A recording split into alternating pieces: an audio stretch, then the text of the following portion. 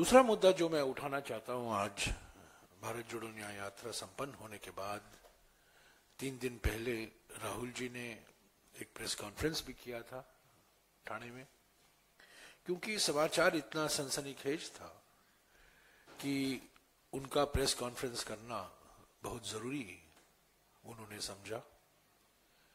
Erectile bond को लेकर जो जानकारी निकली है और पिछले 3 दिन से निकल रहे हैं अलग अलग अखबारों में, अलग अलग डिजिटल साइट में।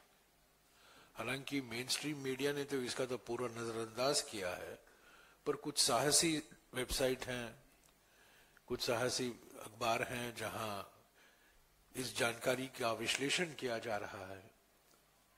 और जैसा कि मैंने 2 दिन पहले भी कहा है, मैं फिर से दोहराऊंगा कि ये जो कंपनी की लिस्ट आई है और शीघ्र ही इलेक्ट्रल बॉन्ड का यूनिक नंबर होता है वो भी निकल आएगा, ताकि मैचिंग हो सकता है कौन सा बॉन्ड किस पार्टी को गया है। पर मोटे तौर से अभी पता चल गया है कि करीब 6,000 करोड़ रुपया बीजेपी को ही गया है। करीब 6,000 करोड़ रुपया, 6,000 से भी ज्यादा बीजेपी को गया है। कांग्रेस तीसरे नंबर पर है, करीब 1,400 करोड़ कांग्रेस को भी मिला है। टीएमसी दूसरे नंबर पर है, बीजेडी है, डीएमके है, वाईएसआरसीपी है, सभी पार्टियां हैं। पर ये अगर आप ये कंपनियों की लिस्ट देखें, मैंने विश्लेषण किया काफी गहराई में, मैंने खुद विश्लेषण किया रात भर 3 दिन पहले, और मुझे 4 चीजें दिखाई दी इन लिस्टों में, और इसका मैं मिसाल देते रहूंगा आपको। और ये छप भी रहा है कुछ कुछ अखबारों में, इसमें कोई राज नहीं है क्योंकि सब जानकारी अब ये निकल आई है। पहला रास्ता जो प्रधानमंत्री ने ढूंढ निकाला है, चंदा दो धंधा लो, ये तो पहला सबसे बड़ा सबसे महत्वपूर्ण रास्ता है। चंदा दो धंधा लो। कई ऐसे कंपनियां हैं, सैकड़ों कंपनियां हैं जिन्होंने चंदा दिया है, पहले बीजेपी को चंदा नहीं दिया करते थे, जिन्होंने बीजेपी को चंदा दिया है और उनको धंधा मिला है। बड़े बड़े कॉन्ट्रैक्ट मिले हैं, हाईवे प्रोजेक्ट मिले हैं, रेल प्रोजेक्ट मिले हैं, टनल प्रोजेक्ट मिले हैं, बिजली के घर, अलग अलग क्षेत्रों में इंफ्रास्ट्रक्चर के, खास तौर से इंफ्रास्ट्रक्चर के सेक्टर में उनको प्रोजेक्ट मिला है। दूसरा रास्ता है हफ्ता वसूली। कई ऐसी कंपनियां हैं जिनके खिलाफ ईडी, सीबीआई और इनकम टैक्स छोड़ा गया है। और अगर आप देखें, इलेक्ट्रल बॉन्ड तब खरीदा गया है जब ईडी, सीबीआई और इनकम टैक्स का रेड होता है इन कंपनियों पर। मिसाल के तौर से एक अखबार में छपा है, ये कोई राज नहीं है, हैदराबाद की एक कंपनी है औरोबिंदो फार्मास्यूटिकल, जिसके खिलाफ ईडी, सीबीआई, इनकम टैक्स की जांच शुरू हुई और कुछ ही दिन बाद इस कंपनी ने इलेक्ट्रल बॉन्ड खरीदा। तो ये तो हफ्ता वसूली है। डराकर, धमकी देकर, ईडी, सीबीआई और इनकम टैक्स का दुरुपयोग करके चंदा लेना, मैं समझता हूं हफ्ता वसूली है और कुछ नहीं है। और ऐसे बहुत सारी यहां कंपनी है और इनके सब नाम निकलते आएंगे। तीसरा रास्ता है कॉन्ट्रैक्ट लो, रिश्वत दो। और इसमें एक बीजेपी सांसद खुद मिले हुए हैं। एक बीजेपी सांसद को एक कॉन्ट्रैक्ट मिलता है, कॉन्ट्रैक्ट मिलने के कुछ ही दिन बाद वो इलेक्ट्रल बॉन्ड खरीदते हैं, और वो बीजेपी के सांसद हैं। तो बीजेपी सांसद का इलेक्ट्रल बॉन्ड कांग्रेस को तो नहीं आएगा, वो बीजेपी को ही जाएगा। उसका नाम भी प्रकाशित हुआ है, आंध्र प्रदेश के हैं, पहले टीडीपी के एमपी हुआ करते थे। संयोग से उनका नाम और मेरा नाम एक ही है, पर वही एक ही समानता है और कोई समानता नहीं है। ना मेरी कंपनियां हैं, ना मेरा कोई इलेक्ट्रल बॉन्ड है। पर ये मिसाल है, कॉन्ट्रैक्ट लो, रिश्वत दो, और इलेक्ट्रल बॉन्ड तो रिश्वत ही हुआ ना जब कॉन्ट्रैक्ट आपको मिला है।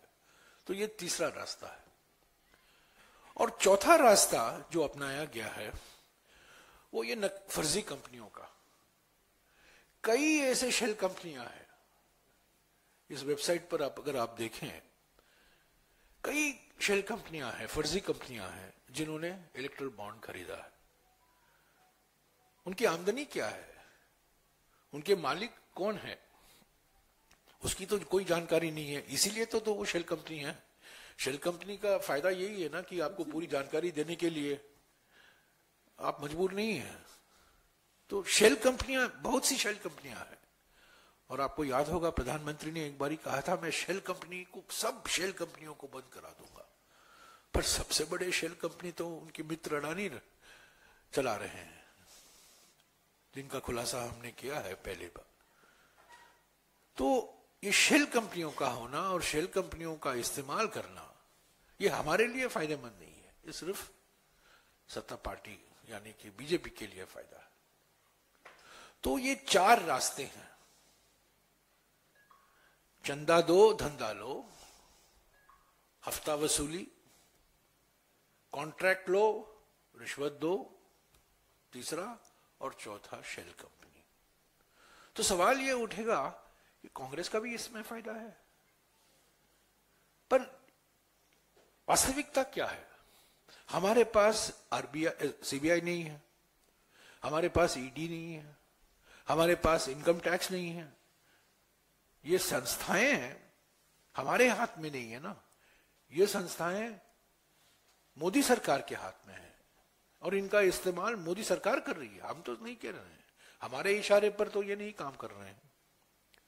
और दूसरी बात, हम तो बड़े ठेके नहीं दे रहे हैं, बड़े कॉन्ट्रैक्ट, राष्ट्रीय स्तर पर बड़े बड़े project, metro project, tunneling project, बड़े बड़े 6 लेन एक्सप्रेसवे, इंफ्रास्ट्रक्चर की एयरपोर्ट प्रोजेक्ट, बंदरगाहों का प्रोजेक्ट, हम तो नहीं दे रहे। हम तो केंद्र सरकार में नहीं है। तो ये क्विड प्रो को जो कहा जाता है वो हम नहीं कर सकते। और हमारे 2-3 राज्य हैं बस। तो ये जो 4 रास्ते हैं, चंदा दो धंधा लो, हफ्ता वसूली, कॉन्ट्रैक्ट लो, रिश्वत दो और शेल कंपनी, इसका सारा का सारा फायदा बीजेपी को ही गया है और बीजेपी को ही जवाब देना होगा, गृह मंत्री को देना होगा। हम पर इल्जाम लगा रहे हैं, गृह मंत्री को कहना होगा, जवाब देना होगा। उन्हीं के सांसद को एक कॉन्ट्रैक्ट मिलता है इंफ्रास्ट्रक्चर और कुछ ही दिन बाद वो इलेक्ट्रल बॉन्ड खरीदते हैं जो सीधा बीजेपी के खाते में जाता है। गृह मंत्री को ही जवाब देना होगा क्यों ये जो दवाई बनाने वाली कंपनी है, फार्मास्यूटिकल कंपनी, उसके खिलाफ ईडी और सीबीआई छोड़ा गया है और कुछ ही दिन बाद वो इलेक्ट्रल बॉन्ड खरीदती है। और गृह मंत्री को यही जवाब देना होगा, और कोई जवाब नहीं दे सकते, सिर्फ गृह मंत्री जवाब दे सकते हैं, क्योंकि वो बार बार कांग्रेस से सवाल करते हैं। गृह मंत्री और प्रधानमंत्री को जवाब देना होगा, एक कंपनी जो 20 करोड़ का प्रॉफिट है वो 400 करोड़ का इलेक्ट्रल बॉन्ड खरीदती है, वो पैसा कहां से आया, किसका पैसा है?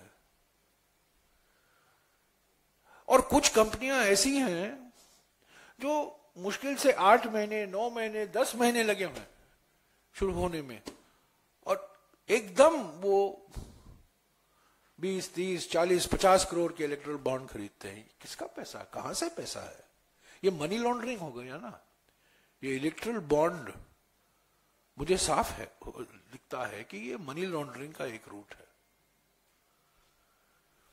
तो इसके साथ साथ प्रधानमंत्री ने हमारी खाताबंदी कर दी।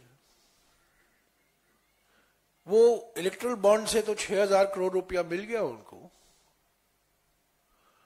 पर जो हमें पैसा मिला था इलेक्ट्रल बॉन्ड से, जो हमारे खाते में है, हमारे खाते को तो उन्होंने ठंडे बक्से में लगा दिया, फ्रीज कर दिया है। और हमें आर्थिक रूप से अपंग करने की कोशिश की जा रही है।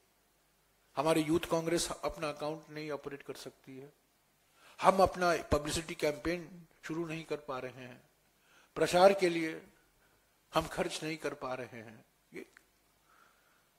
ये खर्च हम दिखाएंगे, ऐसा नहीं है कि ये नहीं हम दिखाएंगे, पर हमारे अकाउंट हम ऑपरेट नहीं कर सकते। हाँ, अगर हमारी खाताबंदी हुई है एक तरफ से और दूसरी तरफ से आप इलेक्ट्रल बॉन्ड से पैसा लेते जा रहे हो, तो ये क्या है? ये एक तरफ से कर आतंकवाद है ना, ये एक सर्जिकल स्ट्राइक है कांग्रेस पर।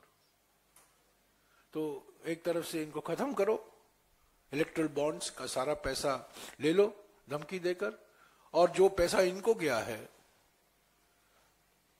इनको इनके अकाउंट फ्रीज करो।